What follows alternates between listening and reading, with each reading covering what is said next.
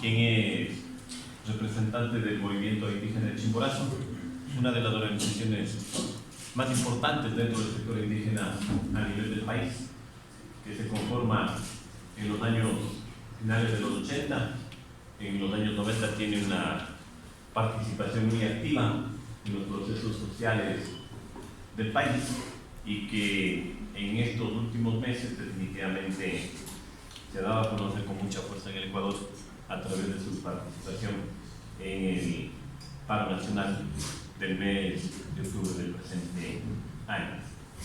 Lastimosamente, los medios de comunicación, frente a la posición de las organizaciones indígenas, de las organizaciones sociales en el páramo, como ustedes habrán podido constatar, básicamente satanizan y desvirtúan los motivos de la protesta social y la propia protesta en sí.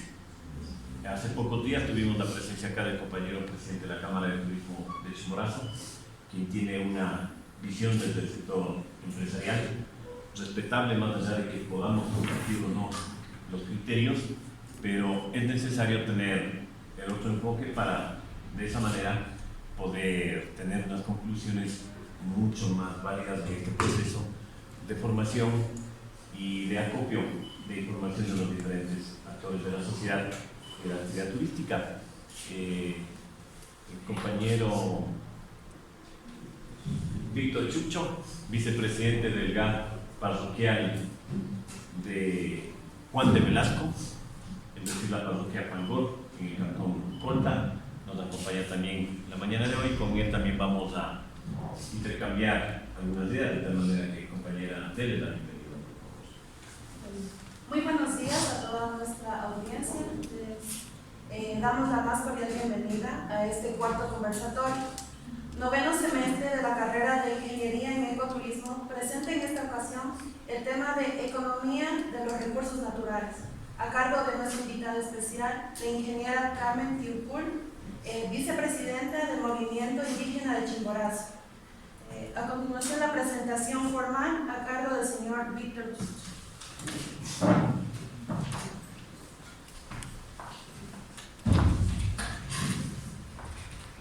Mashi yachachi, si yachachi yachakukuna, tiki kunata, ayatata nispa asata navale nacho, ayachkagichi.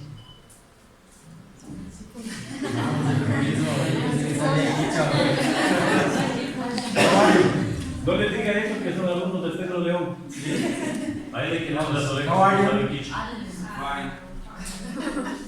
Nada. Yes, thank you very much.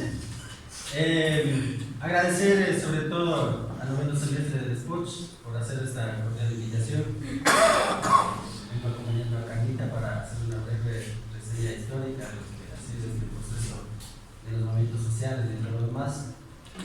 Bueno, ella viene trabajando desde hace muchos años, desde su adolescencia, en este tipo de trabajos de compartición social, de organizaciones. Antes fue catequista en la parroquia en Cacha, también trabajó con la Fundación Gisela. Luego se graduó aquí en Despoch, estudió ingeniería en administración de empresas. También fue becaria de TILAC, estuvo en Chile por algunos meses. También ha viajado a las restituciones de Estados Unidos, estuvo exactamente en San Diego hace 2 años. Y ha sido una de las mujeres, sobre todo indígenas, pilares fundamentales en este proceso de luchas sociales. Ahora mismo es vicepresidente de la Comich y finalmente en este trayecto de las luchas sociales estuvo al frente de la toma de la gobernación, exactamente 1 mes y medio en el paro. Entonces tiene mucha experiencia, sobre todo en esto de los procesos sociales. Me gustaría que aprovechen que hagan las preguntas que sean pertinentes.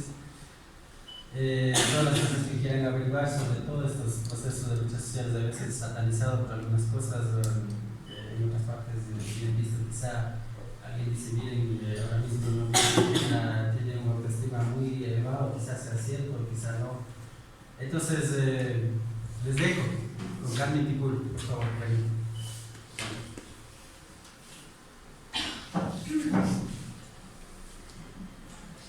Bueno, Federica Masi Yachachis, Carlos Ricaute, Masi Víctor, Yachachis Cujuna, hasta Bancari Sucumanta, Alita manta en Hispanapan, yo que soy de mi canca 21, ya me voy a curca más chiquito, hay una ceremonia, está un caí y una un palangapa, mana ya te llegaba, está un caí palangapa y malaya viñapunchi.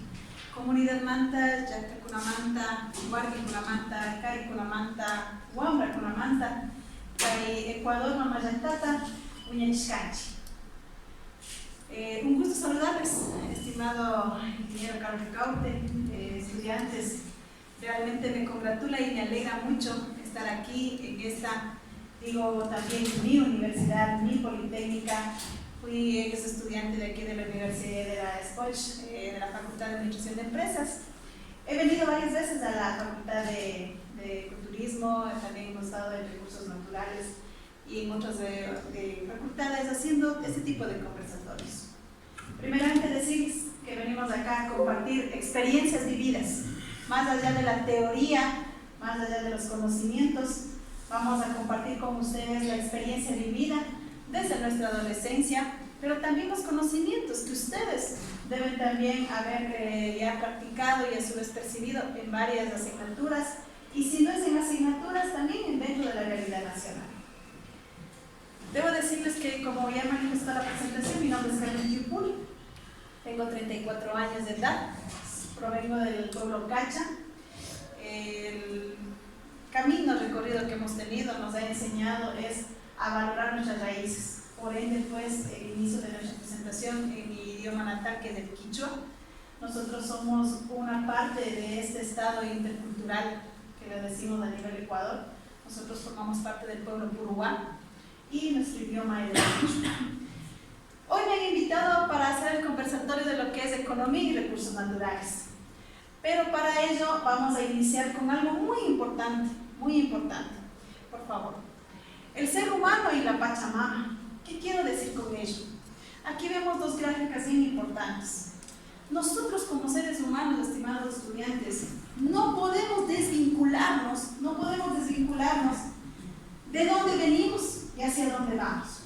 Por ello tenemos ahí la gráfica de nuestro país, Ecuador. Tenemos en el medio 4 elementos bien importantes, desde la cosmovisión andina. Y no diría desde la cosmovisión andina, sino desde todo lo que nos concentra en este centro del universo. Para nosotros los elementos muy importantes que son el fuego, el aire, la tierra y el agua. Y a su alrededor tenemos lo que son todos los pueblos y nacionalidades del Ecuador. Si no tenemos estos 4 elementos, el ser humano no puede coexistir, ¿sí? Debemos empezar desde allí, que nosotros somos parte de esta tierra, no la tierra de nosotros. Nosotros como seres humanos nos debemos a todos estos 4 elementos. Porque si nosotros decimos como seres humanos que queremos hablar de economía, que queremos hablar de un desarrollo, sin tomar en cuenta estos 4 elementos, el ser humano estamos perdiéndonos en el tiempo. ¿Por qué decimos aquello? Porque si no tenemos desde la perspectiva de la coexistencia del ser humano, no vamos a poder hablar de ningún desarrollo, ¿sí? También debemos hablar de lo siguiente. ¿Quiénes de aquí de ustedes son riobambeños? Solo una situación, yo creo que todos vamos a conocer. ¿Cuántas parroquias rurales tiene Riobamba? Rurales. Parroquias rurales. Y la primera clase no debe de ver. Riobambeños. Yo también soy riobambeño. ¿Cuántas parroquias rurales tiene Riobamba? ¿Cuántas? 11 parroquias rurales. Perfecto, son 11 parroquias rurales. ¿Y por qué empiezo con esta pequeña preguntita? Porque vamos a intercambiar, ¿no?, conocimientos. ¿Qué es? Muchas de las veces, si hablamos ustedes, estudiantes de turismo, si no conocemos nuestros territorios, si no conocemos nuestra riqueza cultural, muy poco vamos a poder ofertar hacia el exterior, hacia las otras personas. Viene alguien, un turista, y dice: "Eres de Riobamba, por favor, ¿en dónde queda Purín? ¿O qué tiene Purín? ¿Qué bondades tiene Purín? ¿Qué bondades tiene la parroquia Cubijíes? ¿Dónde queda Cacha?".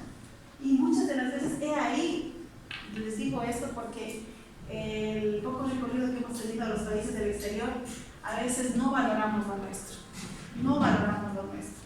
Y si no conocemos primero lo nuestro, muy poco vamos a poder ofertar a nuestros principales turistas, ¿no? Que a veces no son del exterior.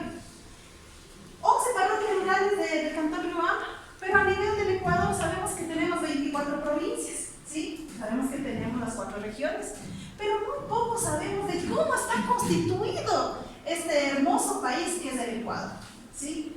El Ecuador está constituido por 14 nacionalidades y 18 pueblos, ¿sí? ¿Qué quiere decir esto? ¿Qué es una nacionalidad y qué es un pueblo? Muchos se preguntan.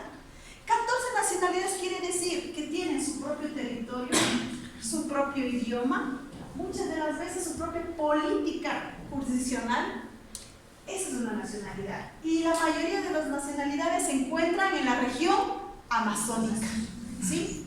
Por ejemplo, una nacionalidad, ¿cuál sería en la región amazónica? Guaraníes, los Sionas, los Secoya, los Shuar, los Achuar, y así, ¿verdad? Y dentro de ellos también tenemos como Ecuador, se constituye como pueblos, ¿sí? 18 pueblos. Dentro de los 18 pueblos, la mayoría de los pueblos está asentado en la región sierra, ¿sí? En la región sierra del Ecuador, desde el norte hasta el sur. Si hablamos de un pueblo desde la región sierra del norte, vamos a hablar de los pueblos de los que está con límite con Colombia. Pueblos, está en Carchi. El pueblo que está asentado en la provincia del Carchi se denominan los pueblos pastos, ¿sí? Los pueblos pastos, que también están en Ecuador y en la parte de Colombia. Bajamos un poquito más allá, nos encontramos con los pueblos de la provincia de Pichincha. Imbabura, Pichincha, ¿cuáles están compartidos ahí los pueblos? ¿Cuáles son? Tenemos los Cayambes, los Chucaras, ¿sí? Tenemos también allí los Nacamuelas, ¿sí? ¿Por qué empezamos a decir esto? Porque debemos conocer la riqueza cultural de nuestro país, ¿sí?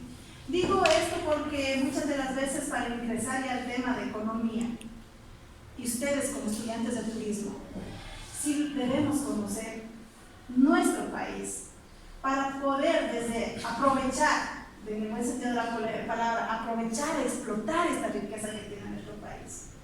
Bajamos un poco más al centro, tenemos a los panzaleos, tenemos a los guarangas, ¿sí? Panzaleos que son de Cotopaxi, guarangas que son de Bolívar, puruas que son de Chimborazo, de Tungurahua. En la provincia de Tungurahua existen varios pueblos, ¿sí? Están los chibuleos, están los zanazacas, están los tomavelas, ¿sí? Tenemos los quizapinchas. Y ahí sí, compañeros, decirles a ustedes que en cada provincia los pueblos tienen algo en común. Los pueblos, desde el norte hasta el sur. ¿Y qué es ese factor común? Es el idioma, quichua, ¿sí? Hablamos quichua, los pueblos. Pero la diferencia es, si ustedes me ven vestir así, vamos a traer a una hermana del pueblo de Otavalo, de Salasaca o de Saraburo, nuestras vestimentas son diferentes. Pero algo en común que tenemos es nuestro idioma, que es el quichua. A diferencia de uno de los pueblos que está ubicado en Santo Domingo de los Colorados. ¿Cuál es ese pueblo?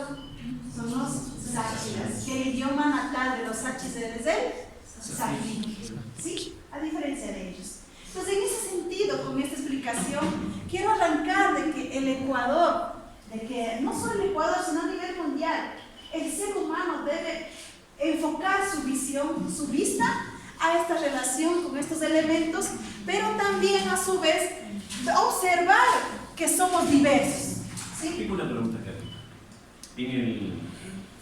Donde el pueblo quichua de la sierra, ¿o es una sola nacionalidad con diferentes pueblos o cómo se catalogaría? Explicar. La nacionalidad, nosotros somos nacionalidad quichua, ¿sí? ¿Por qué? O sea, una sola nacionalidad, quichua de la sierra. Sí, una sola nacionalidad quichua. Y allí nos abarca todos los 18 pueblos, ¿sí? ¿Los quichuas de la Amazonía son otra nacionalidad o no? Otra nacionalidad, porque hablamos quichua de nacionalidades, específicamente con la provincia de Pastaza, no es igual a nuestro quichua, tiene sus diferencias, ¿sí? Por eso es otra nacionalidad que estamos hablando desde la visión de territorio desde la visión de idioma y desde la visión desde su convivencia en sí. La mayoría de nacionalidades están ubicadas en la Amazonía ecuatoriana. ¿Sí? Pasamos, por favor. Bueno, adentrándonos ya un poco haciendo toda esta relación de la realidad del Ecuador, de la riqueza cultural, vamos a enfocarnos ya al tema que me han invitado acá a participar. Ecuador y el Fondo Monetario Internacional. ¿Sí? Un poco arrancar desde esta perspectiva, desde este titulado. ¿Por qué razón? Primero decirles que los pueblos y nacionalidades existimos desde hace más de 12.000 años. ¿Sí? Decirles que desde Yala, nosotros lo decimos así, desde América. La conquista de 1492 sí fue algo un hecho que marcó toda la historia de esta existencia de los pueblos en todos los países. Decirles que cuando tuvimos esa situación, esa fecha de 1492, para nosotros como pueblos marcó una historia del después, ¿sí? Porque había un antes y un después. Un antes, los pueblos originarios teníamos nuestras propias costumbres, nuestras propias formas de existencia, pero ya después de aquel año nos trajeron muchas cosas, ¿no? Dentro de ello la religión, dentro de ello otra manera de vivencia, y muchos años, pues, cuando ya se instala la primera constitución del Ecuador, ¿cuándo fue la primera constitución del Ecuador? El 11 de septiembre de 1830. ¿Sí?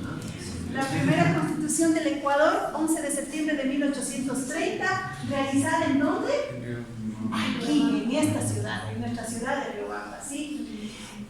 Allí, en esa constitución, en el artículo 96, realmente hay un fragmento, un texto que realmente violenta todo lo que es el derecho de los pueblos y nacionalidades, especialmente de los indígenas.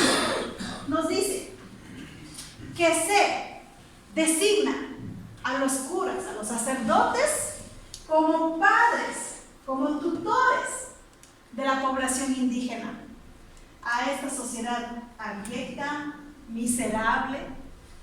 ¿Por qué razón se nos pone como tutores a los sacerdotes? Porque todavía pensaban que los indígenas éramos unos seres humanos sin alma, que no teníamos conocimiento, que no, o sea, éramos lo peor de la sociedad.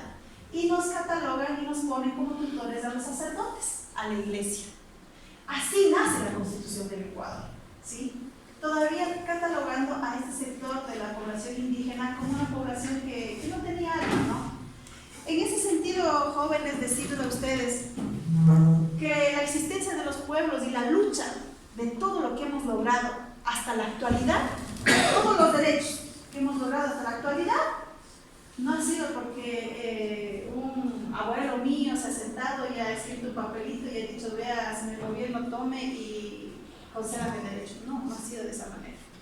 Todos los resultados, para que quizá hoy Carmen Quipul esté frente a ustedes conversando, dialogando y mencionándoles mi perfil profesional, ha sido en base a la lucha social, ha sido en las calles, ha habido costo de vida, ha habido sangre derramada.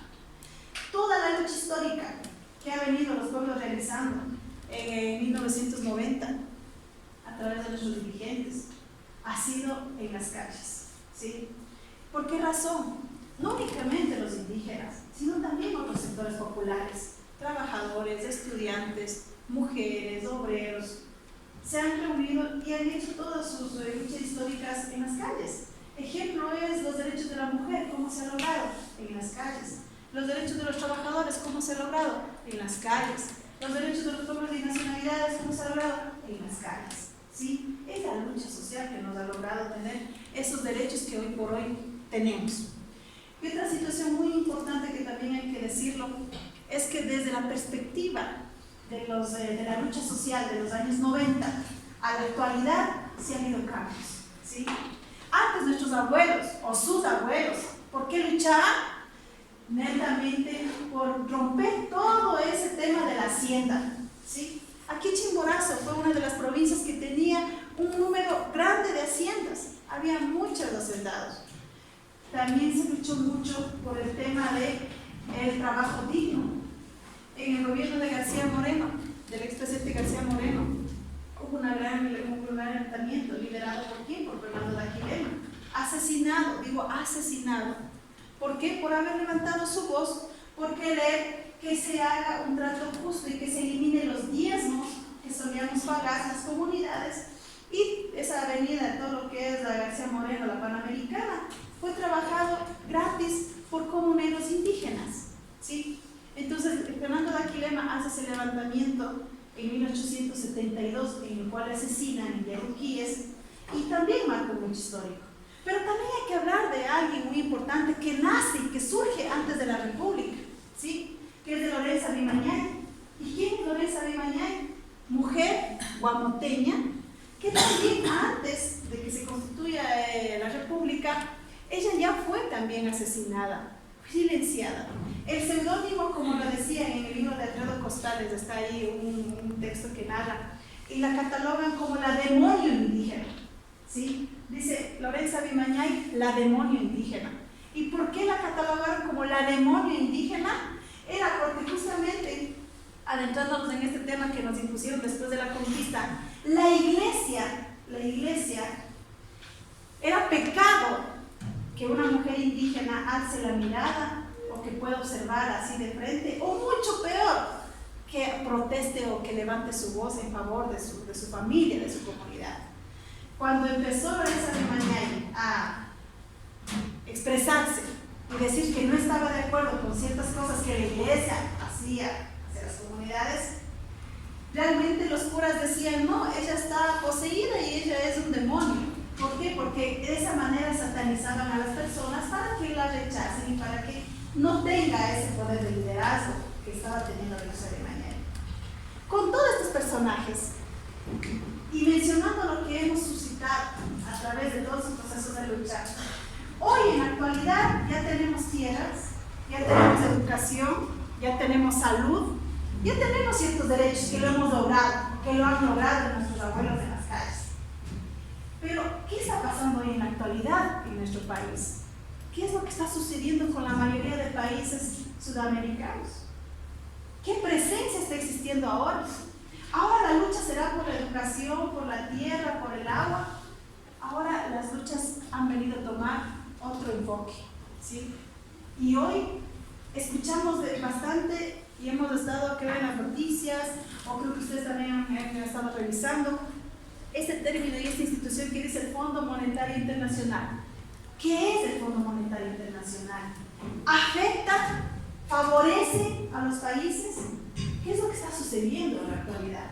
Como estudiantes de turismo, si vamos a hacer un análisis desde el enfoque económico, ¿será que el Fondo Monetario Internacional nos aventaja mucho a nuestros países?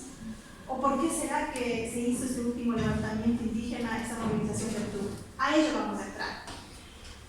En su artículo primero de la Constitución de la República del Ecuador, dice que el Ecuador es un Estado intercultural plurinacional de derechos, ¿sí? El levantamiento indígena popular, el paro nacional y las jornadas de movilización del pueblo ecuatoriano del 2 al 13 de octubre del presente año, de su parte, están amparadas en el artículo 98 de la Constitución, que reconoce el derecho a la resistencia. Hay que tomar en cuenta algo también, que hoy por hoy se quiere satanizar a las movilizaciones, decir que sí, que eran unos vándalos, que son unos vagos, que etcétera, etcétera. Jóvenes, la Constitución está amparando el derecho a la resistencia, y ante ello, pues nosotros como pueblos y nacionalidades hemos dicho, no estamos violentando ninguna ley, estamos ejerciendo nuestro derecho, que es el derecho a la resistencia. Bajamos, ¿qué es el Fondo Monetario Internacional?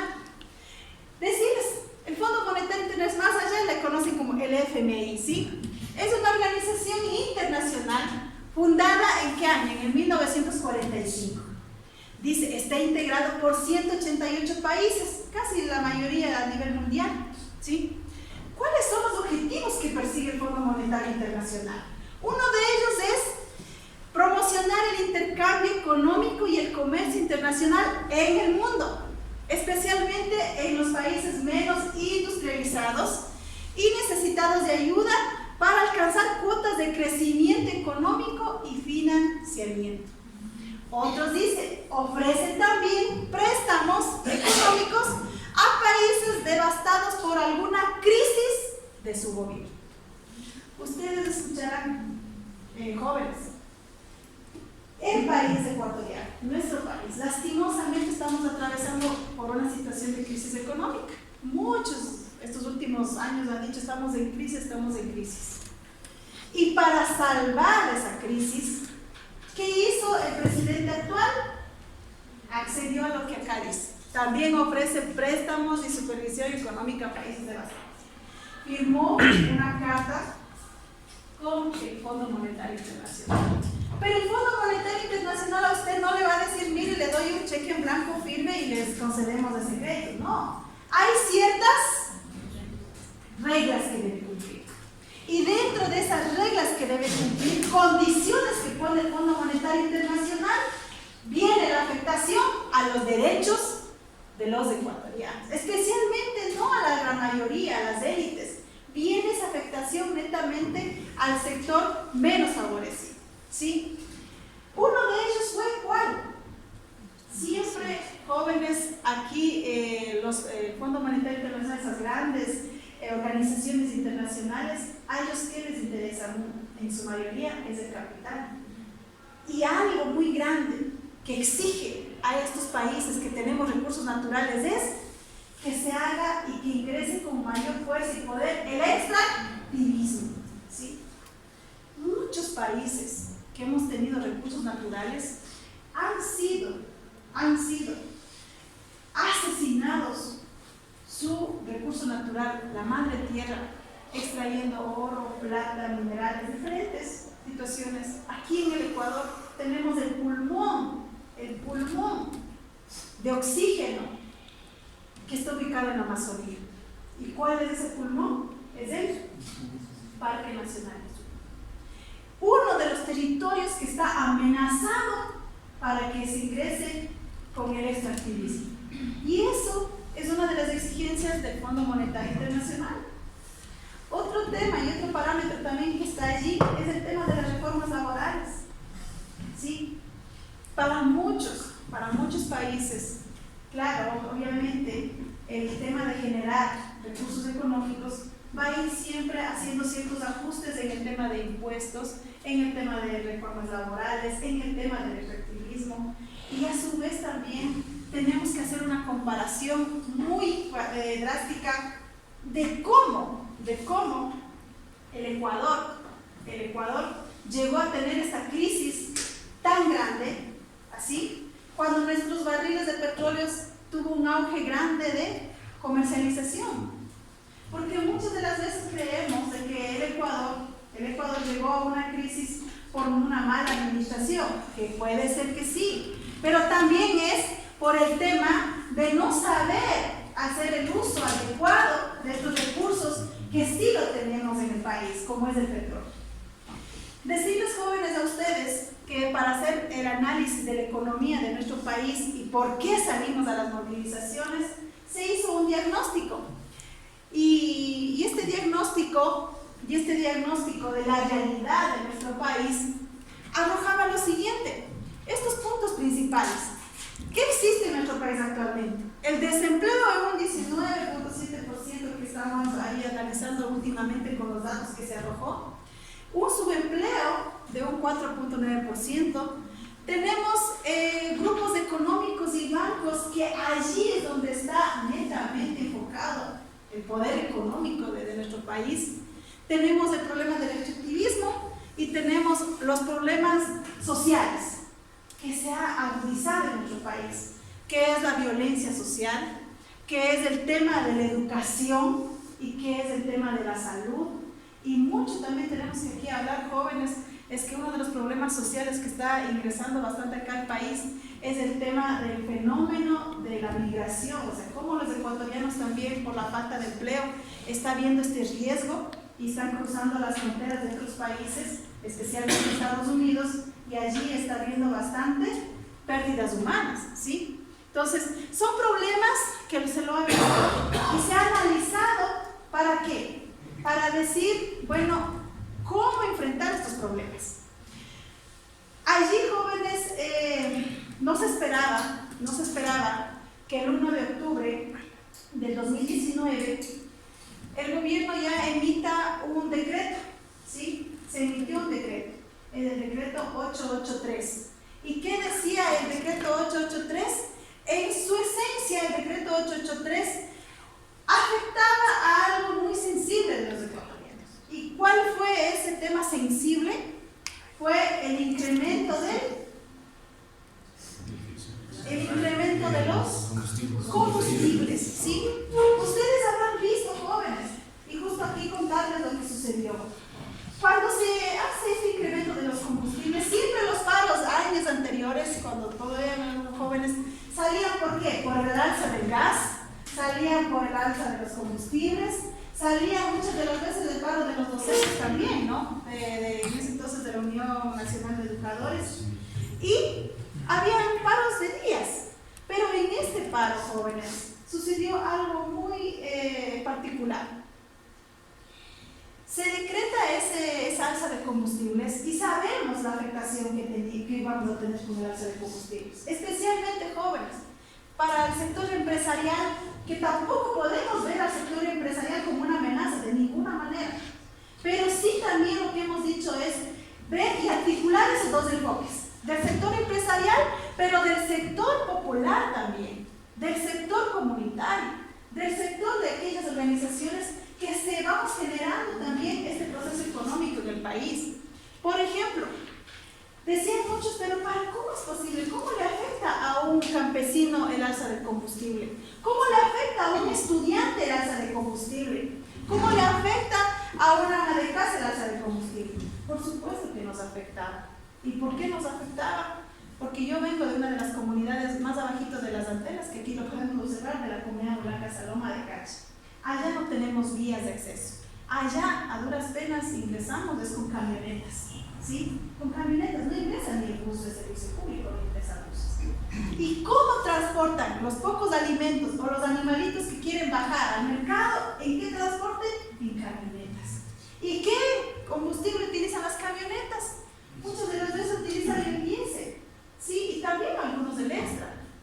Entonces, el flete que me costaba de Riobamba a mi comunidad, que me cuesta $8, ¿cuánto me iba a costar si subía los combustibles? Obviamente ya subía a $15.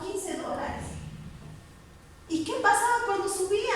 ¿De dónde el agricultor, la mujer campesina pagaba ese flete? Claro, al final, ¿quién pagaba ese costo? Porque claro, si yo pago el 15 del flete, ya mi animalito, mis productos ya me costarán $5, $8, tendré que subir, ¿sí? Y al final, ¿quién se ve afectado? El consumidor final, por un lado. Por otro lado, para producir las papas, para producir los productos que nosotros consumimos, obviamente el agricultor, y los digo porque hemos vivido justamente con Víctor, que también él forma parte de una de las zonas donde se produce un tipo de papas, que es la chaucha, ¿no? La que se nos conoce como yema de huevo, la que siempre en 5 minutos ya se cocina. Vean, compañeros, para tener un quintal de papas, no es que voy y siembro y adiós, no. Es el tema de la preparación de la tierra. Antes utilizábamos yunta. ¿Qué es la yunta? Es el arado, ¿no? Es con los ganados y todo lo demás.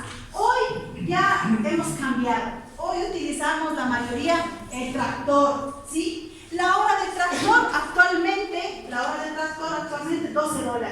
La hora del tractor. ¿Qué utiliza el tractor? Diésel. Si sube el diésel, obviamente ese tractor la hora ya no me va a costar $12, me costará $20, me costará $22. ¿Quién se ve afectado? El agricultor. ¿Y de dónde pago yo? Si cuando saco al mercado mi quintal de papas me pagan $3, $4 o a veces ni quieren cancelar, ¿quién se ve afectado? Entonces, esa es la realidad que a veces en los escritorios de la parte ejecutiva no se analiza de cómo se iba a ver afectada la economía de los sectores rurales si existía ese incremento. Ahora del sector estudiantil, quizá muchos no son de aquí de Riobamba también, serán de fuera. El transporte simplemente, ¿a qué acuerdos querían llegar? Porque esa misma noche el transporte pesado ya llegó a un acuerdo con el gobierno, ¿sí? Obviamente ya se estaba especulando el tema del incremento de los pasajes. ¿Y quién se veía afectado? Los estudiantes, sus familias. He allí, jóvenes, de que las organizaciones, Ecuadronari, ¿qué es Ecuadronari? El Ecuadronari es la organización que abarca todos los pueblos originarios de la sierra, dentro de la Organización Nacional CONAIE. ¿Qué es la CONAIE? La Confederación Nacional de Pueblos y Nacionalidades Indígenas del Ecuador. La CONAIE abarca 3 regionales, 3 organizaciones. ¿Cuáles son? CONAICE, que quiere decir los pueblos de la sierra. Ecuadronari, los pueblos, CONAICE de la costa, Ecuadronari de la sierra y Confinay de la Amazonía. Estas 3 regionales en conjunto forman la CONAIE. Estas 3 regionales ya tuvimos una asamblea para salir a las movilizaciones. Una asamblea previa de preparación. Aquí en Chimborazo tuvimos la asamblea. Nosotros habíamos pensado salir a la marcha y hacer esta movilización el 14 de octubre. Pensábamos, porque nosotros ya sabíamos que se venía este problema y sabíamos que se venía esta carta que se firmó con el FMI y decíamos, no, tenemos que decir que no estamos de acuerdo. Y allí, jóvenes, no nos esperábamos que ya se iba a adelantar este decreto. Y salen primero los transportistas y paralizan el país. Pero a su vez, esa misma noche nos contactamos con los presidentes de la Nacional y dicen, compañeros de los pueblos, nosotros nos unimos, activen sus bases y salimos al paro. Y recuerdo perfectamente esa noche del 2 de octubre, justo con Víctor, reunidos aquí en la sede del Comich, y decíamos, ¿y ahora qué hacemos? Y me llaman de Quito. Tengo familiares y también compañeros que tienen los buses de Quito y me dicen, vea Carmita, nosotros hoy paralizamos acá Quito, no va a salir ningún bus a trabajar. Por favor, ¿qué está pensando la Comich? ¿Qué está pensando la Ecuadronari? ¿Nos van a acompañar? Y decimos, listo, sí. 12 de la noche estamos yéndonos a Gatazo, a Cajabamba. Y en ese trayecto que viajábamos, las grandes colas en todas las gasolineras. Gente que hacía unas colas interminables. Y ahí decíamos, ¿y esto qué va a pasar? Íbamos en el camino con Víctor conversando, o sea, tenemos que hacer estrategias ya de lucha. Y allí sí, decir que Cajabamba empezó esa misma noche obstaculizando ya el puente de Gatazo de allí que conecta acá a Riobamba. Después, ¿cómo hacíamos ese tema de movilización? Primerito, jóvenes, ya los tiempos han cambiado. Decíamos que la lucha era por la tierra, por el agua años anteriores. Hoy, los dirigentes, quienes estamos ahí en la cabeza, habíamos hecho un diagnóstico y sobre este diagnóstico planteamos propuestas. Ya teníamos una plataforma de lucha, ¿sí? Ya teníamos una plataforma de lucha.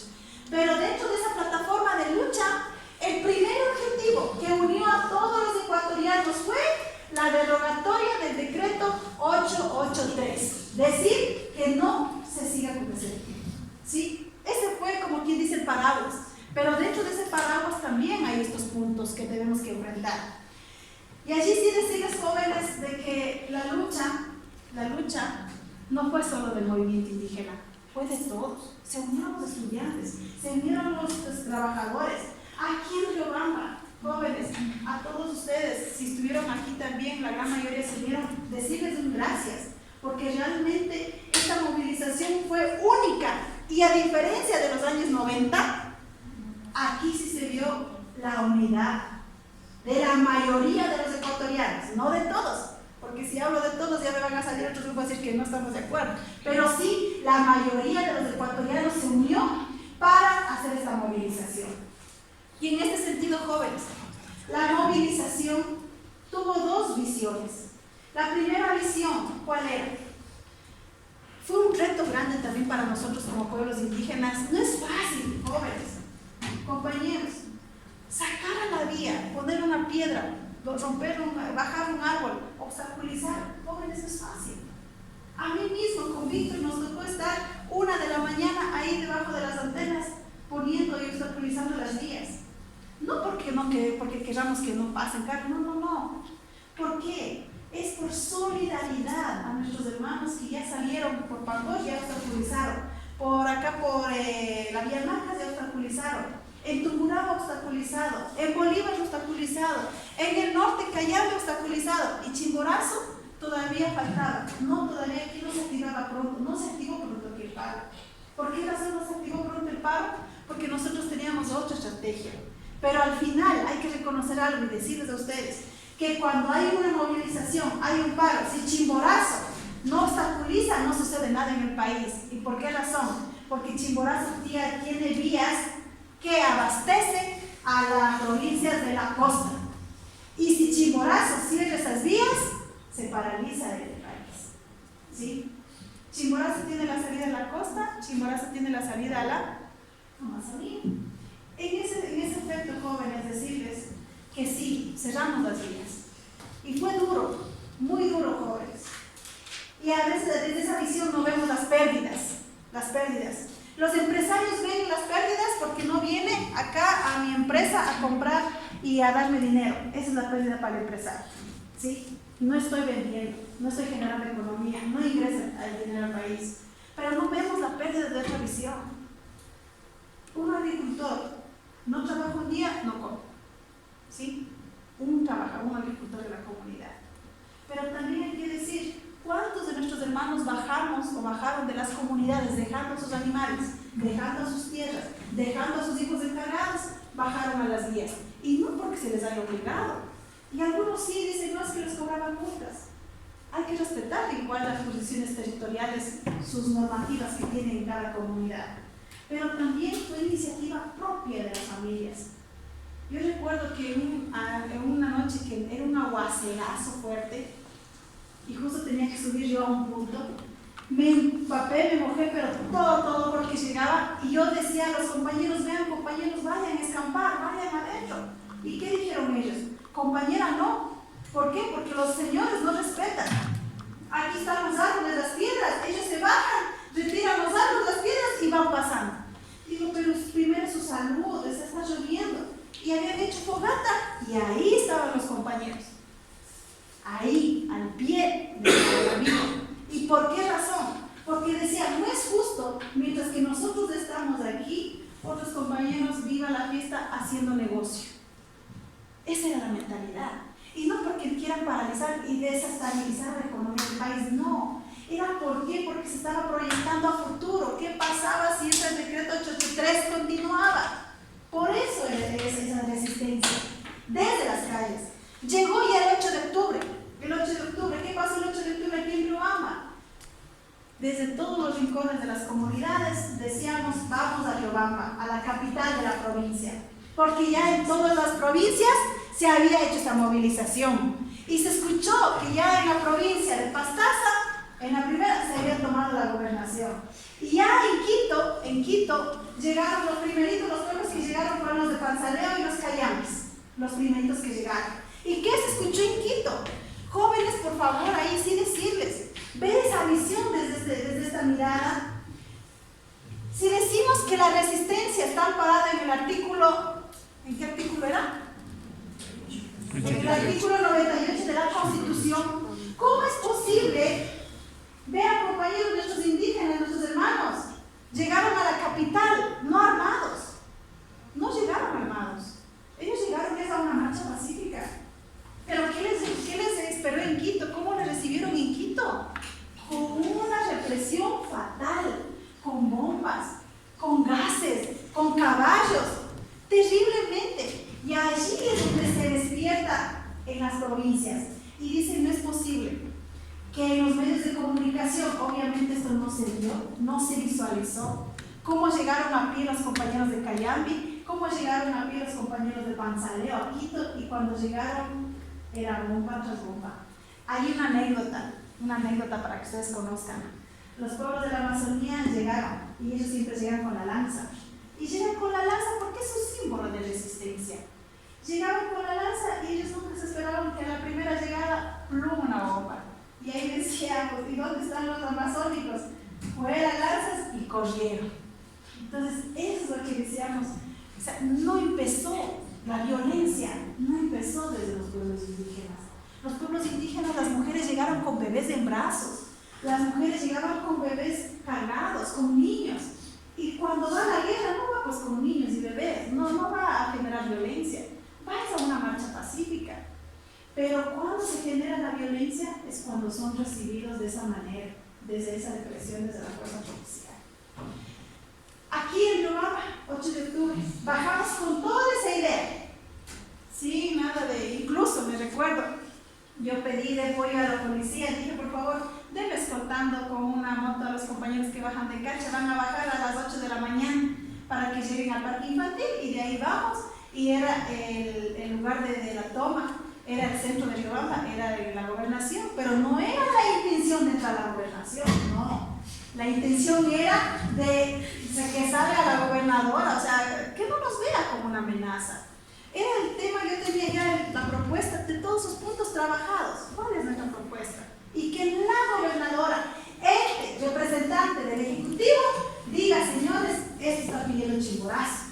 Pero no nos encontramos que en este levantamiento indígena era del norte, sur, este, oeste, de todos los lugares, llegó miles y miles de hermanos indígenas de las comunidades. Llegamos, miles. Cuando baja de mi pueblo Cacha, el policía les dice, a ver, por favor, les reviso las maletas. ¿Qué tienen en sus mochilas, en sus chicas? Y ahí sí los jóvenes, como siempre esa juventud rebelde, ¿no? Un joven había tenido piedras de la maleta y el policía le había dicho, a ver, saque esas piedras, le había hecho botar todas las piedras. Y sí, yo estaba de acuerdo, dije, ¿para qué trae piedras de gana? Entonces, les había revisado el policía.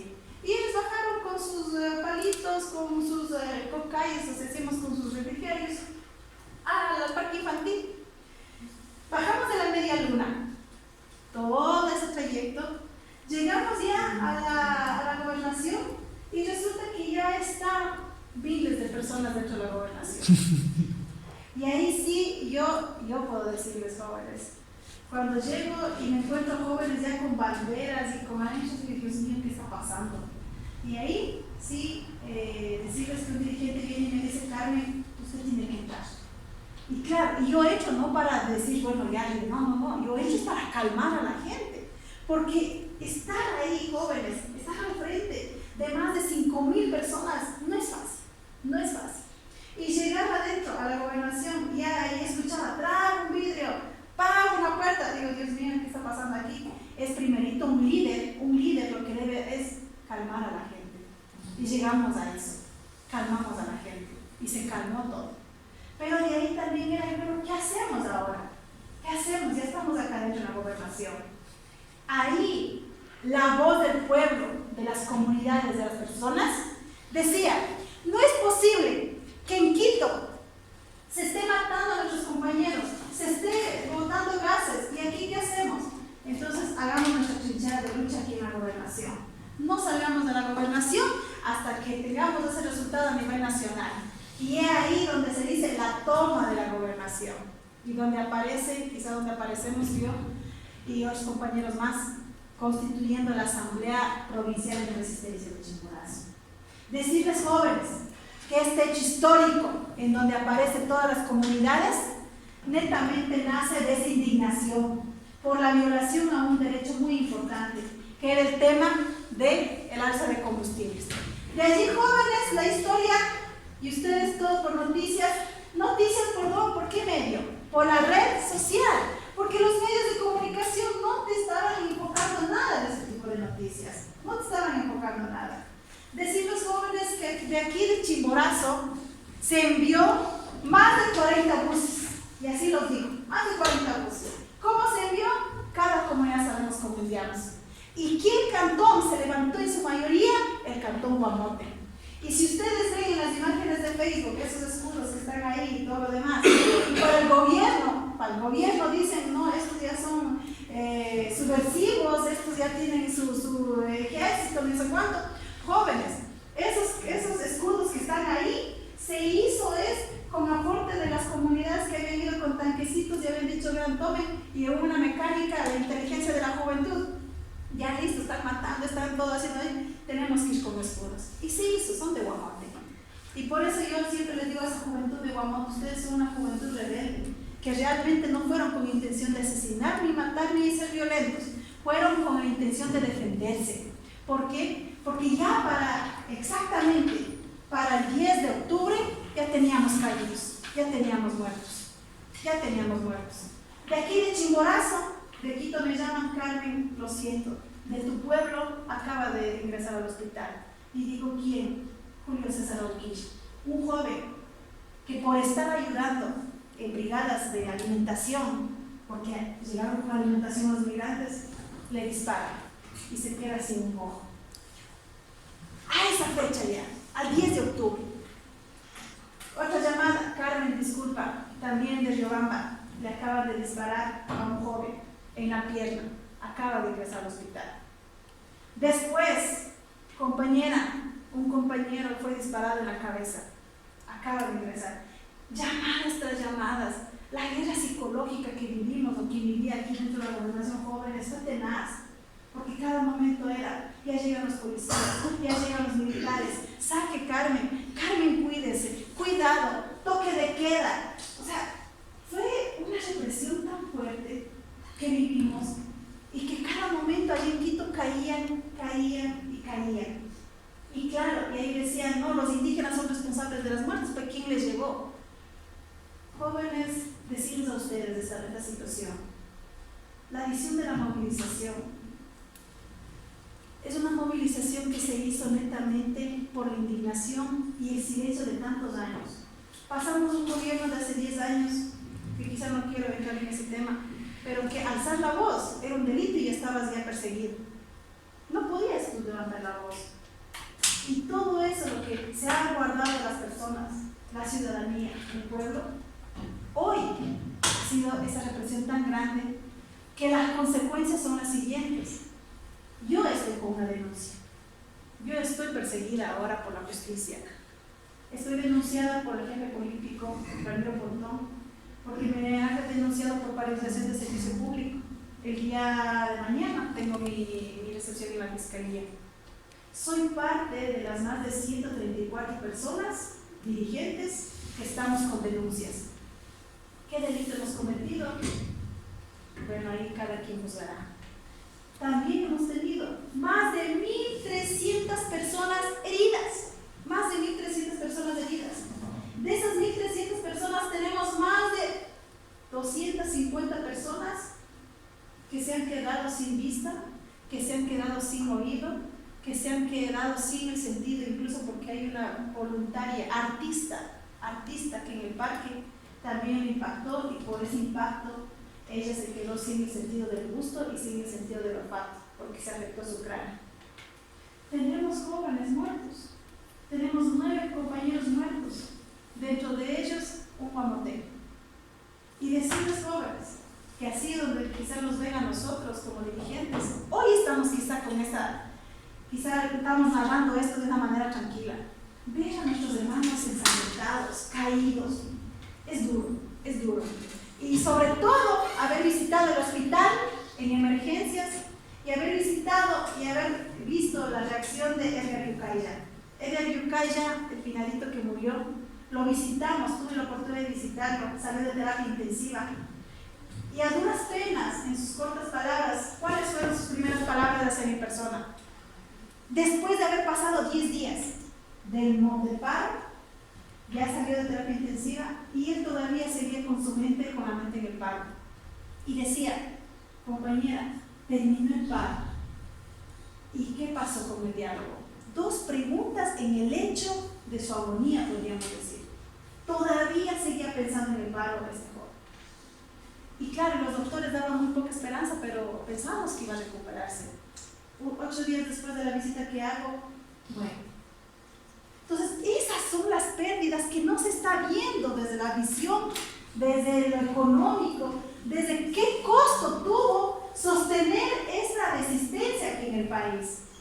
Y desde allí, sí, jóvenes, decirles: hoy ya pasó todo eso.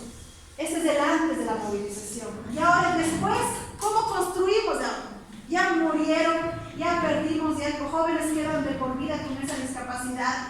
Ya quizás hubo la denuncia también de parte de la gobernadora, decía: hay un grupo de turistas en Huamote que están secuestrados, no pueden salir porque las vías están obstaculizadas. Y aquí los hospitales, ¿qué decían? Vean ustedes, personalmente, usted, compañera, está dirigiendo aquí en la provincia, ya no hay oxígeno en el hospital, ya no hay pintas de sangre. Las cámaras de comercio, que también tuvimos la oportunidad y tenemos toda esa capacidad de tratarlo de la gana, ya está habiendo pérdidas, ya en las casas ya no hay que comer. Por favor, denos unas 2 horitas en los mercados para que vendan y poder abastecer la alimentación de la familia. Y jóvenes, ahí sí decirles. Y justamente lo que les voy a decir, dije a esas personas. Dije, miren, nosotros, los pueblos, no estamos saliendo a una lucha para generar pérdidas. Mira, las ambulancias pueden circular. Y eso es lo que hicimos aquí en Yoapa. Decíamos, mire, ponga un símbolo de una bandera o algo, y yo mismo llamo para que les dé paso. Y se dio paso a las ambulancias. No es como se cataloga que se perdió vidas, que la ambulancia quemada, no fue tan cierto. Pero sí, cuando hay diálogo y hay ese nivel de consenso, se puede hacer esos tipos de acciones. Y la Cámara de Comercio decía, miren, ¿cómo es posible que no podamos abrir los almacenes, los negocios, porque vienen y nos quieren ir robando? También que hubo esos actos, sí hubo, pero no fueron de nuestra parte. Fueron gente que se aprovecharon de esta movilización. ¿Sí? Pero ahí decirles también, y les decíamos, en los mercados, nos pedían 2 horas para vender, porque ya no había comida en la casa. Y ahí sí decía yo, compañeros, por favor entiendan que esas 2 horas es retirar esas piedras gigantes, esos árboles, o sea, no es fácil. No es fácil decir, bueno, sí sabe que le muevo la piedrita, pase y luego pongo la piedrita. No, es complicado. Y ahí había la otra alternativa. Hagamos los mercados locales, las ferias locales. En San Luis, a pasos, sacas los productos, haces en la cabecera parroquial, feria local. En Licán, en Calpi, en Cacha. Y ahí sí la propuesta de nosotros. ¿Por qué los riobambeños no podemos salir a comprar aquí en Licán, en Calpi, en San Luis? En donde se produce, en donde sale el directo producto, que es decir, del productor al consumidor.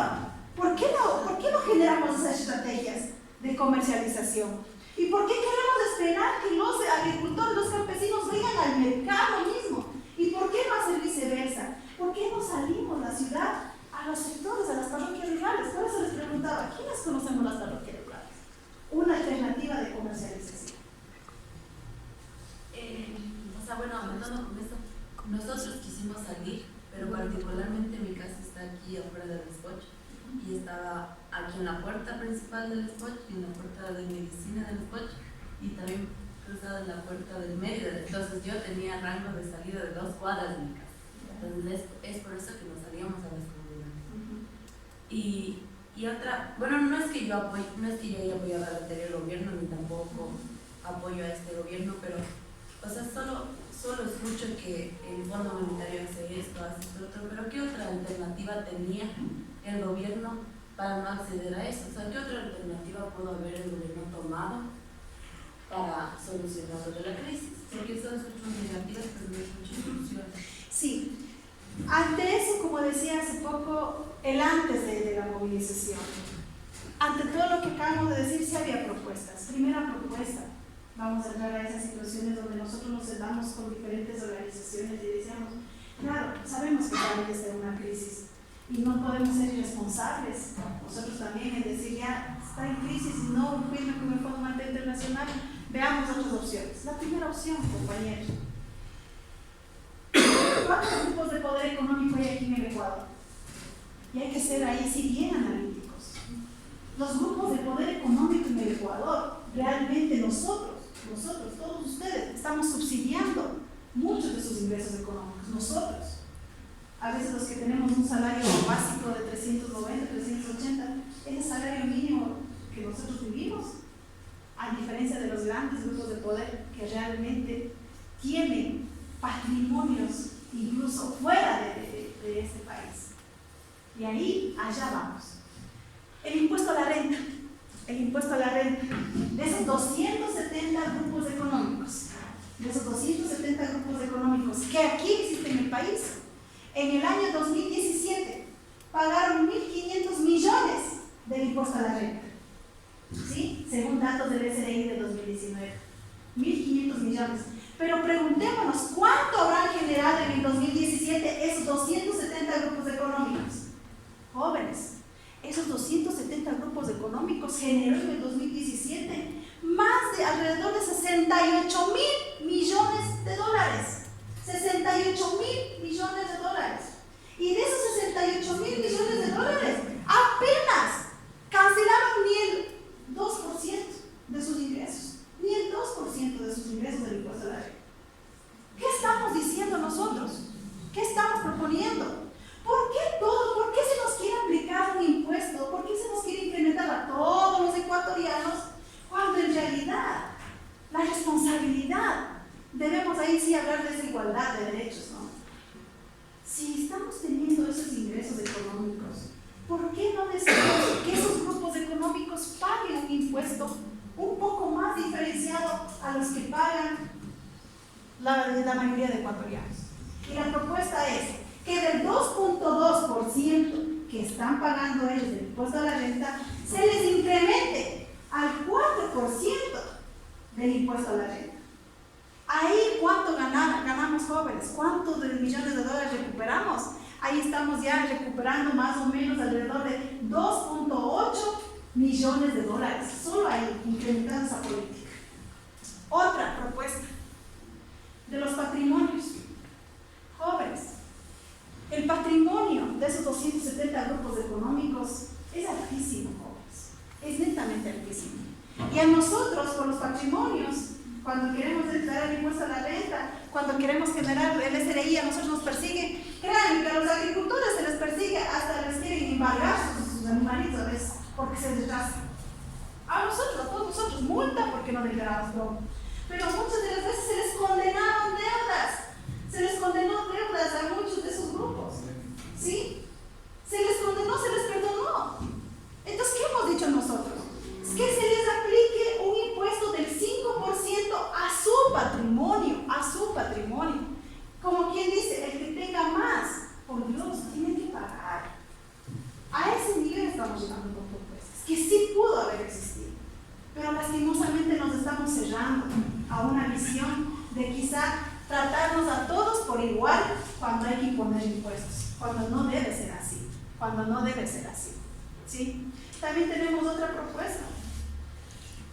Miren, jóvenes, a veces dicen no, y es que eso no requiere mucho. Estamos pagando durante muchos años los sueldos vitalicios a los expresidentes y a los exvicepresidentes. ¿Cuántos millones o cuántos miles de dólares se va ahí? ¿Cuánto se va ahí? Jóvenes, terminó su periodo y seguimos cancelando. Y lo peor de todo, con todo respeto, a presidentes que incluso salieron huyendo del país. A ellos les seguimos pagando. ¿Y quiénes les pagan? Todos nosotros. Otra situación. Muy crítico también decirlo, pero sí. En teoría fiscal,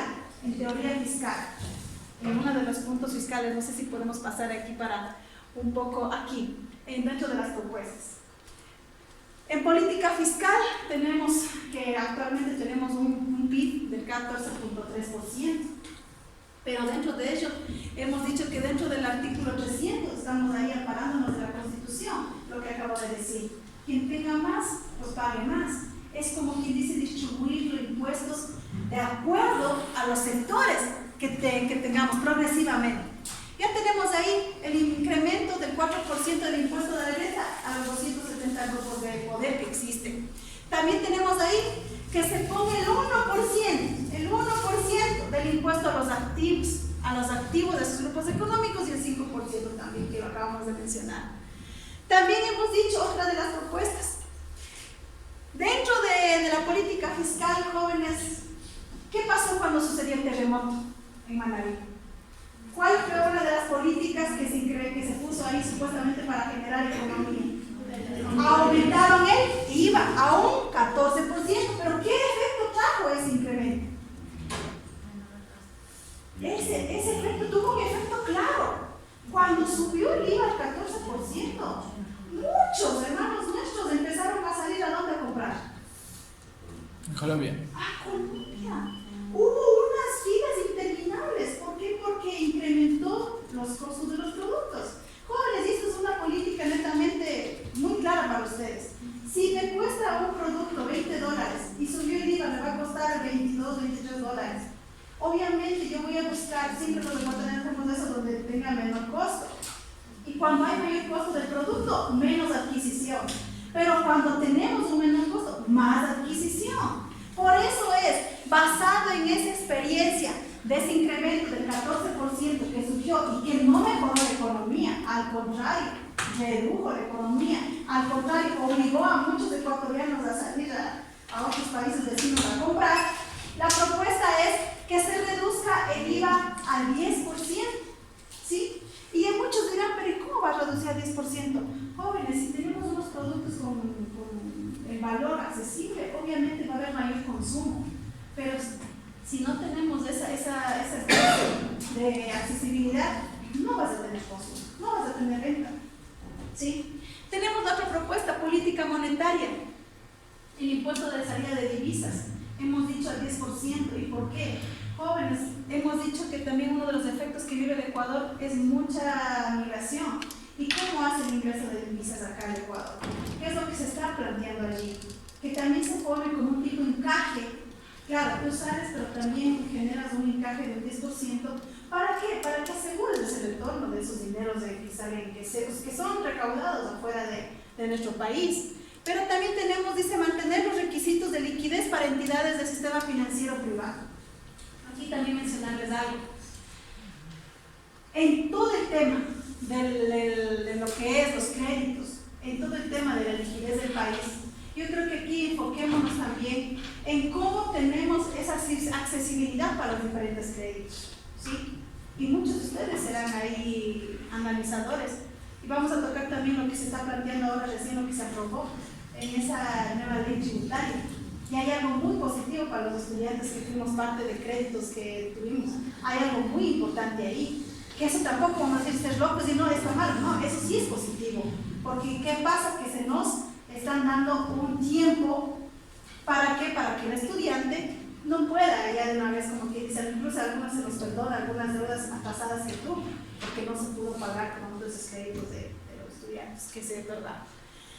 Tenemos la prueba de la política crediticia. Disminuir tasa de interés para microempresas. Jóvenes, una política que debemos generar, que el gobierno debe generar, es que cuando tú quieres generar un emprendimiento, por Dios, tienes que darle prioridad a aquellos que van a empezar. Porque si no tienes esa tasa de interés adecuada, que se ajuste a la realidad del territorio incluso, obviamente nadie va a poder empezar a emprender. ¿Por qué? Porque muchas veces el tema burocrático y el tema de trámites es muy extenso, y se lo digo porque muchos hemos pasado por esa ley, ¿sí? Porque las tasas de interés son muy elevadas y se nos trata a todos por igual, cuando debería haber un enfoque más enfocado, más prioridad a los compañeros, a los jóvenes, a las personas que desean emprender. Que no se privatice el Banco Pacífico. Ustedes escucharon, se iba a privatizar el Banco Pacífico, también se iba a privatizar y vender incluso lo que es de las empresas telefónicas. Muchas situaciones se iba a vender. Hemos dicho no. ¿Por qué? Porque de una u otra manera eso debe estar vinculado con el sector público para ir generando estos tipos de políticas crediticias. Porque cuando se privatiza, obviamente ya no tienes opción ni siquiera a mencionar propuestas desde los sectores sociales ni desde ningún otro sector público, porque eso ya depende de una empresa. Política sectorial, hemos dicho, eliminar beneficio injustificado de la banca. Ha habido muchas denuncias. ¿Qué pasa? Le llama el Banco Pacífico, Pichincha, Guayaquil, etcétera, y tienen bonos, o dicen aprovechamientos, beneficios injustificados. Hemos dicho, eliminemos todo eso, porque sacas alguna situación y ya estás en el tema de que te pone un 10 centavos, 15 centavos, que ni siquiera justifican el por qué te están cobrando esos beneficios injustificados. Tenemos transformar el bono de desarrollo en bonos productivos. Aquí también una crítica constructiva. Nos han dicho los indígenas solo quieren bonos y bonos. Nosotros estamos proponiendo de que no, que esos $50 ya no se los dé o ya no se dé a la familia, porque a veces nos mal acostumbran. Hemos dicho, por Dios, lo que quiere la gente es trabajar, que se nos den bonos productivos, que se nos den proyectos, que se nos den emprendimientos donde la gente empiece a producir más, no solo a recibir los $50 que a veces ha sido muy criticado por muchos sectores. Tenemos el programa integral de cuidado de páramos. Ahí sí hemos hecho énfasis a que netamente estamos dando el enfoque al no al extractivismo. Aquí en Chimborazo sí hay amenaza de extractivismo. Se dice, no es que en Chimborazo no hay minería, sí hay minería. Hay amenaza en el cantón Colta, hay amenaza aquí en el cantón de Riobamba, en la parroquia de Fundualá. Hay amenaza, ¿sí? Podemos pasar. Y para terminar, jóvenes, un poco lo que decía acá la señorita. Sí, hay muchas maneras de que quizá podemos contrarrestar esta crisis económica, pero todo depende de la voluntad y más que todo del análisis económico que tengamos en el país. Nuevamente repito, asambleístas, ¿cuántos asambleístas tenemos a nivel nacional?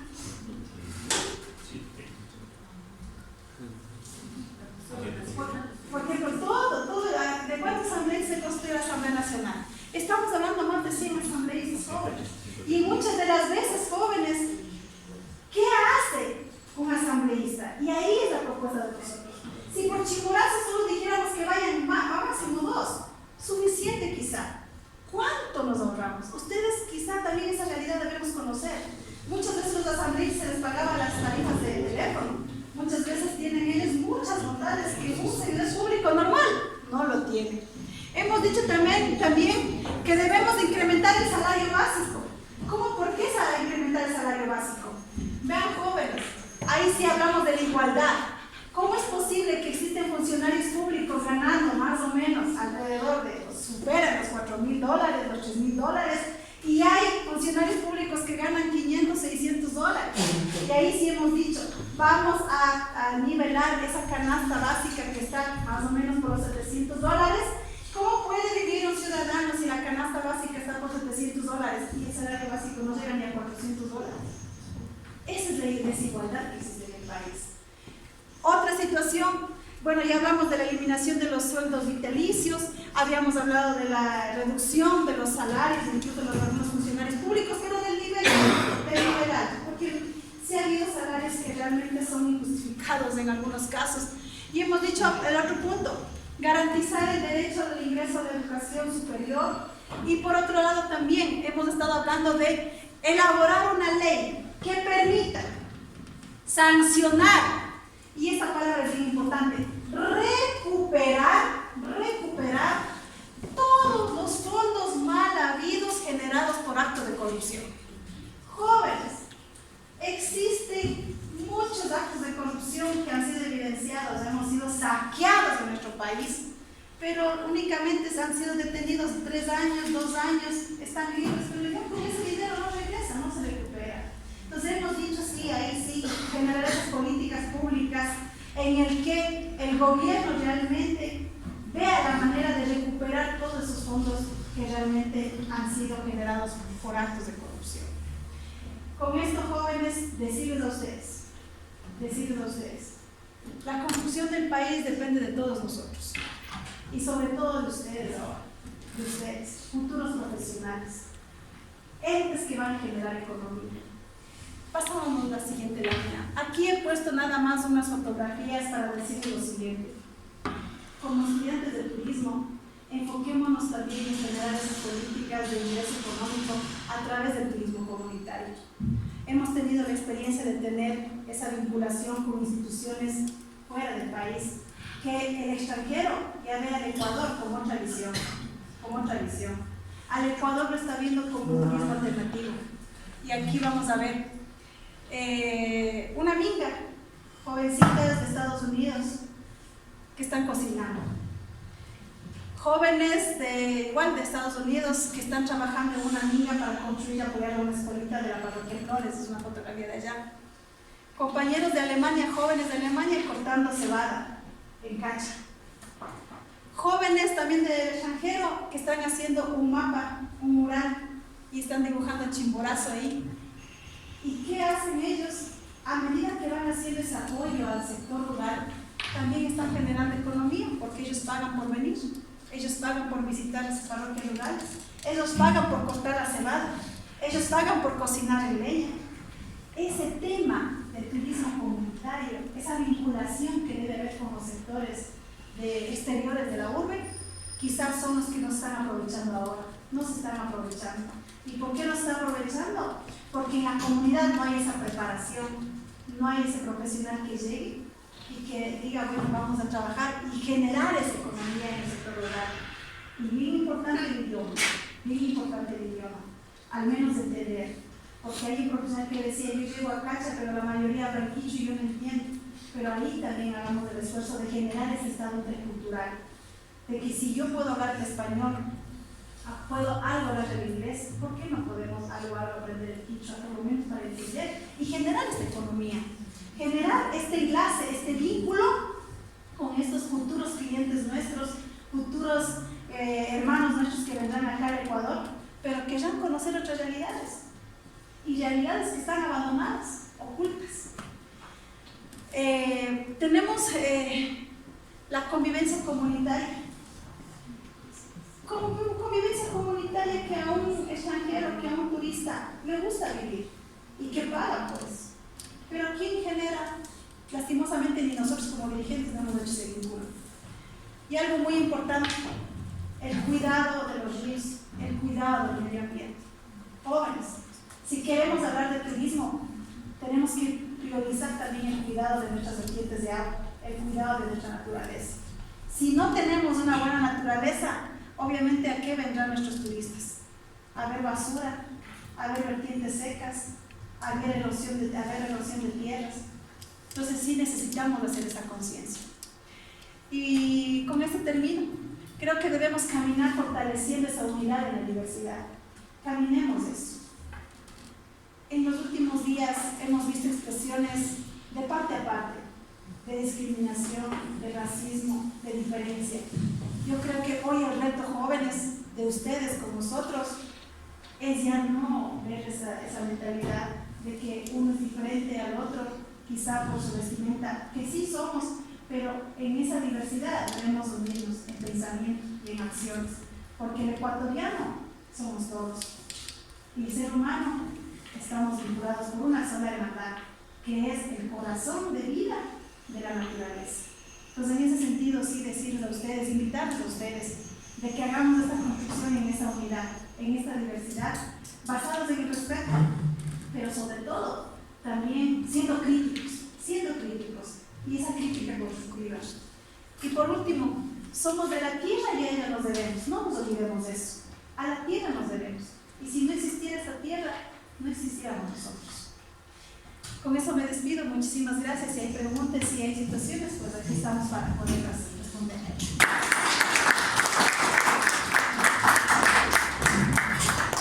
Preguntas, por favor, jóvenes.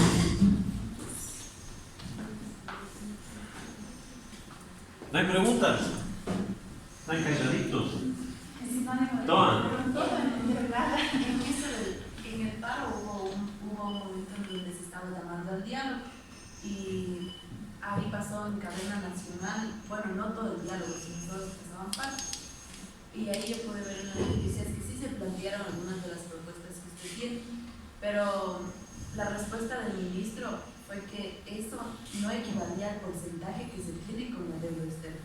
O sea, eso sí iba a ayudar, sí iba a tomar en cuenta, sí, pero no equivalía a que solo eso ya iba a ayudar a la deuda.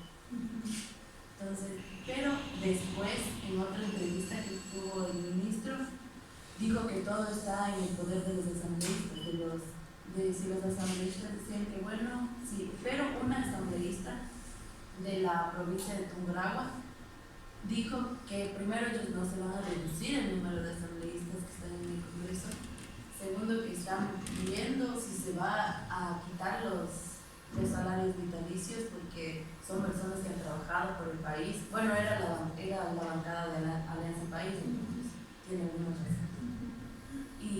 Pero ¿cómo desde sus asociaciones que tienen más poder de llegar hacia el Estado que las personas normales como nosotros están, o sea, cómo se le puede no obligar al gobierno sino hacer más fuerza para que... Ajá. En ese sentido, comentarles de que a nivel nacional se formó el Parlamento de Pueblos y Organizaciones Sociales, que está conformado por más de 186 organizaciones a nivel nacional, aparte de la CONAI, la PLF, los CIN, trabajadores, etc. Se entregó la propuesta Muchos de los votos que acabo de poner están allí. Vuelvo y repito, había noticias e informaciones que decían que el paro nuevamente va a haber paro. Nuevamente el 10 de noviembre, el 5 de noviembre, el 20 de noviembre va a haber paro. Nosotros hemos dicho como organizaciones, si el gobierno no presta oídos a estas propuestas, que no son propuestas fuera de lo común y propuestas que nació del dirigente, nació del mismo pueblo. Lo que sí hemos dicho es generar ya, ahí sí, una reunión, una asamblea nacional. Y la propuesta decía, ¿por qué nos llamamos y que se genere la constituyente? Una asamblea constituyente, en el cual se pueda reformar muchos temas de los que sí, los asambleístas, claro, nunca van a decir, bueno, reduzcamos, nunca van a decir eso. Pero ahí sí, como vuelvo y repito, la lucha es del pueblo y en las calles. No nuevamente obstaculizar como quizás los oís, porque también tenemos los corresponsables que no queremos desestabilizar el país. Pero sí necesitamos hacer una fuerza mayor ya de presión al gobierno y al Estado, de decir que la voluntad del pueblo es esta. Y la deuda con el Fondo Monetario Internacional, los valores, decimos que nos hace falta 3.2 millones de dólares para seguir pagando anualmente esta deuda. Pero lo que hemos dicho nosotros es, con los datos que les acabé de mencionar, si es que implementamos esas políticas económicas a ese grupo de poder, sí es factible, sí se puede dar, pero lastimosamente lo que no queremos es afectar al bolsillo de estos empresarios. Lo que nosotros hemos dicho es, como pueblos, como organizaciones, que los fondos económicos que se genera aquí en el país por diferentes situaciones, por el petróleo, por el tema mismo de lo que habíamos dicho del ingreso de las divisas, por el tema mismo del impuesto a la renta, nosotros sí se puede generar ese pago, no llegar a un pago inmediato o total, pero sí puedes ir aportando y reduciendo esa deuda. Que deuda que no nos corresponde a todos, quizás ustedes ni siquiera, nosotros no somos responsables de esa deuda, no somos responsables todos, pero ahí sí hemos dicho, activar mucho y fuertemente a generar esa recuperación de sus dineros mal habidos, que sí demorará, pero por lo menos acciones puntuales sí se lo pudiera hacer, si los asambleístas fueran conscientes, sí se los pudiera hacer, como es el tema, ya les digo, de la eliminación de esos sueldos vitalizos, que algo nos ahorraríamos, como es la reducción del número de asambleístas, como es el imponer ese impuesto del 4% del impuesto a la renta, sí se puede, todo pasa por la asamblea también. Eso. No sé si alguien más tiene algún otro comentario o pregunta. Bueno, yo creo que también hay otras formas, por ejemplo, la realidad que yo vivo aquí en la Riobamba es que muchos municipios no controlan a la gente que arrenda las casas. Un punto de vista aquí que nosotros vivimos día a día es eso. Ellos incrementan el arriendo, no es muy controlado, por ejemplo, si tienen 10 habitaciones de arrendamiento, pues solo ellos inscriben 5 y pagan anualmente los impuestos de 5 habitaciones. Entonces, eso a nivel nacional, como he comentado con muchas personas que viven en otros sitios y no es controlado tampoco. Otras cosas es el sector agrario.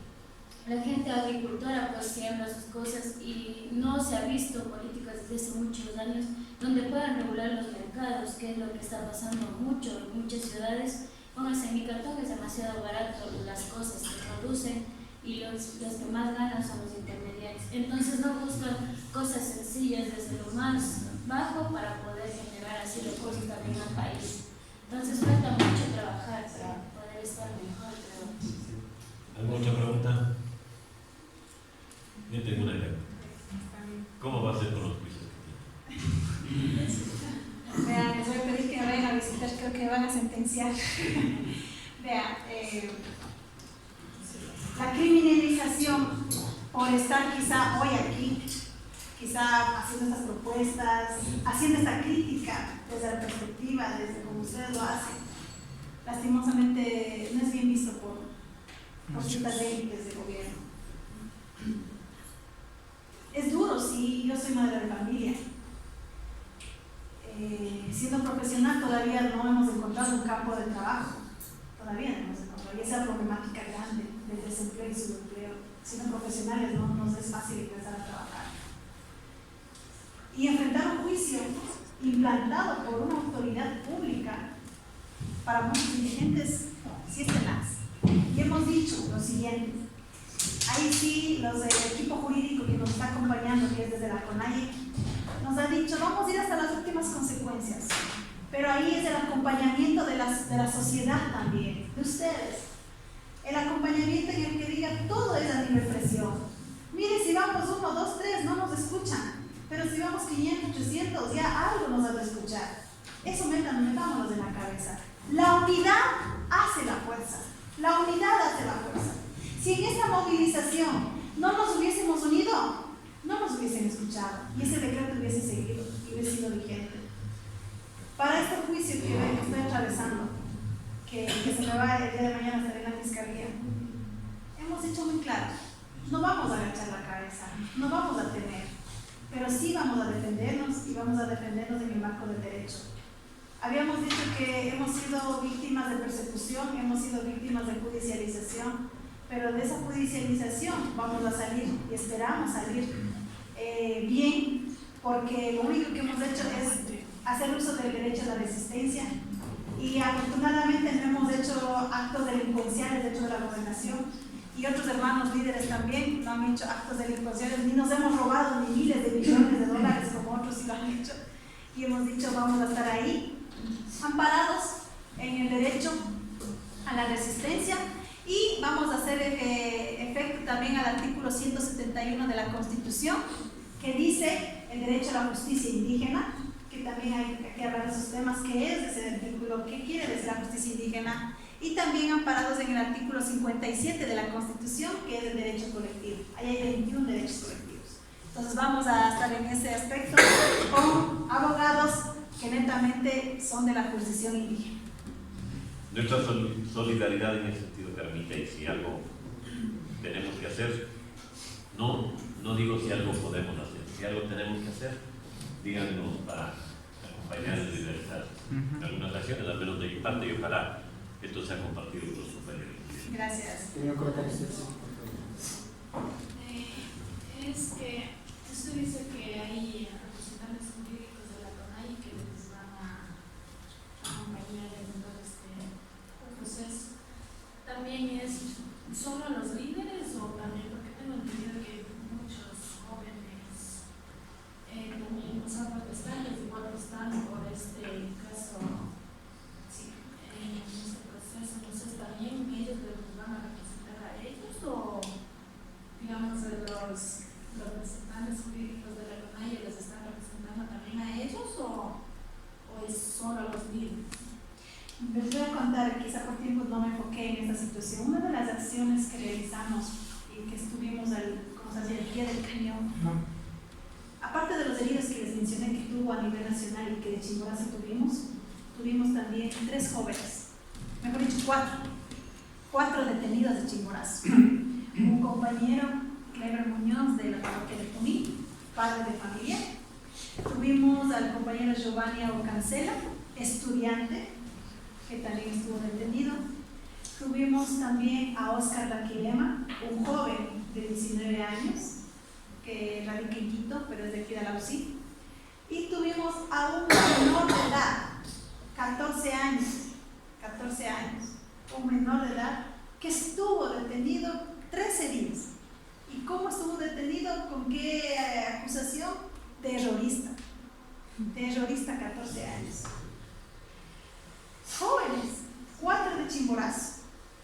Estuvieron más de, como les decía a ustedes, más de 1000 personas estamos con esos términos de juicios, procesos y todo. Pero ahorita son 134 los que están más enfocados, no digamos como mayor prioridad, no, sino que están con casos abiertos. Muchos casos ya se cerraron. De estos chicos, de esos 4 jóvenes, la CONAIE apadrinó, porque jóvenes hay que ser realistas. Ya en esta lucha ya es una lucha hasta política, ya no es en el tema del marco del derecho. Nos quieren callar, nos quieren amedrentar, y a estos jóvenes los encontraron dentro de la Contraloría, a estos 3 jóvenes, y les habían puesto terroristas. Y la CONAIE estuvo con su equipo jurídico, pero cada uno cogió su abogado particular, porque no podía la CONAIE tener más de 100 abogados, 80 abogados para ir a cada uno de los casos. Pero la CONAIE hizo una lista, y dentro de esa lista estuvieron 4 jóvenes. Un chico menor de edad vino a la CIDH, que es la Comisión Interamericana de Derechos Humanos, y denunciamos estos actos de violación de derechos humanos. ¿Cómo es posible, le habíamos dicho, de que un niño de 14 años esté encarcelado, o sea, esté detenido por haber estado en la protesta? Y quizá el niño ni siquiera estuvo ahí con eso, no estuvo acompañando a su papá y lo detuvieron. Y ahí la relatora de derechos humanos dijo lo siguiente: en ningún país había escuchado que a un adolescente se le catalogue como terrorista, y peor aún que se le haya privado de su libertad. 2 días después ya estuvo libre el joven, el niño. Los 3 chicos les hemos sacado libres, ya no están detenidos. Fuimos a Quito, estuvimos hasta que salgan de la prisión del Inca, de ese centro de detención del Inca, pero tienen los casos abiertos, están con casos abiertos. Pero lo más importante, ya están libres. Y estamos dando el seguimiento. ¿Por qué? Porque la lucha va, porque hemos dicho la lucha no termina, sino la lucha continúa hasta que se les declare inocentes. A un chico, los delitos que se les imputan es robo.